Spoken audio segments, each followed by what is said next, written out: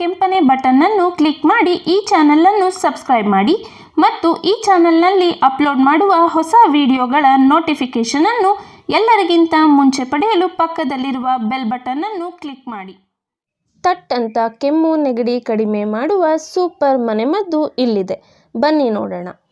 ಕೆಮ್ಮು ಬಂತೆಂದರೆ ನಮ್ಮಲ್ಲಿರುವ ರೋಗ ನಿರೋಧಕ ಶಕ್ತಿಯನ್ನು ಕಡಿಮೆ ಮಾಡಿ ನಮ್ಮನ್ನು ಕುಂಠಿತಗೊಳಿಸುತ್ತದೆ. ಕೆಮ್ಮಿ ನಿಮ್ಮ ಎದೆಯ ಭಾಗ ಮತ್ತು ಹೊಟ್ಟೆ ನೋವು ಬರುತ್ತಿದೆಯಾ? ಹಾಗಾದರೆ ಈ ಕೆಮ್ಮನ್ನು ಯಾವುದೇ ಕಾರಣಕ್ಕೂ ನಿರ್ಲಕ್ಷಿಸಬೇಡಿ. ಏಕೆಂದರೆ ಯಾವುದೇ ಕೆಮ್ಮಾದರೂ 1-2 ದಿನಗಳಲ್ಲಿ ವಾಸಿಯಾಗಬೇಕು.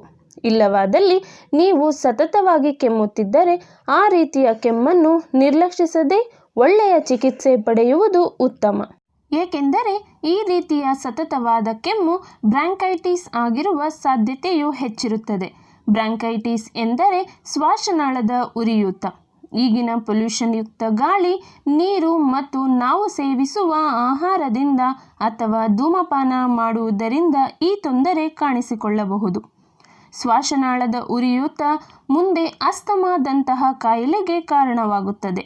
ಹಾಗಾಗಿ prevention is better than cure ಎಂಬಂತೆ ಅಸ್ತಮಾ ಕಾಯಿಲೆಗೆ ತುತ್ತಾಗುವ ಮುನ್ನ ನಮ್ಮ ಮನೆಯಲ್ಲೇ ಸಿಗುವ ಕೆಲವು ಪದಾರ್ಥಗಳನ್ನು ಬಳಸಿ ಅತಿಯಾದ ಕೆಮ್ಮನ್ನು ಮೊದಲ ಹಂತದಲ್ಲೇ ನಿವಾರಿಸಿಕೊಳ್ಳಬಹುದು.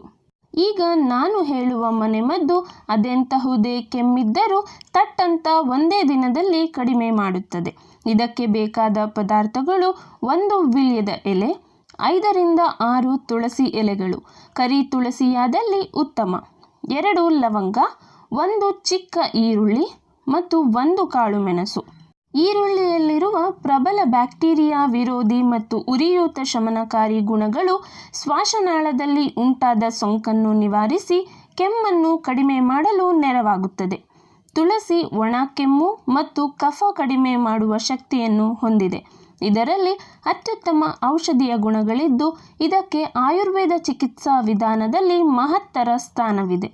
ಇನ್ನು ವೀಳ್ಯದ ಎಲೆ, ಲವಂಗ ಮತ್ತು ಕಾಳು ಮೆಣಸು ಕೆಮ್ಮು ನಿವಾರಣೆಗೆ ಅತಿ ಮುಖ್ಯವಾದ ಪದಾರ್ಥಗಳು. ಇವೆಲ್ಲವನ್ನು ಸೇರಿಸಿ ಚೆನ್ನಾಗಿ ಜಗಿದು ತಿನ್ನಬೇಕು. ಈ ವಿಧಾನವನ್ನು ದಿನದಲ್ಲಿ 2-3 ಬಾರಿ ಮಾಡಬೇಕು. ಇದರಿಂದಾಗಿ ನಿಮ್ಮ ಕೆಮ್ಮು, ಕಫ ದೂರವಾಗುತ್ತದೆ. ಈ ಮಾಹಿತಿ ಇಷ್ಟವಾದಲ್ಲಿ ಈ ವಿಡಿಯೋವನ್ನು ಲೈಕ್ ಮಾಡಿ, ಶೇರ್ ಮಾಡಿ ಮತ್ತು ಕಮೆಂಟ್ ಮಾಡಿ.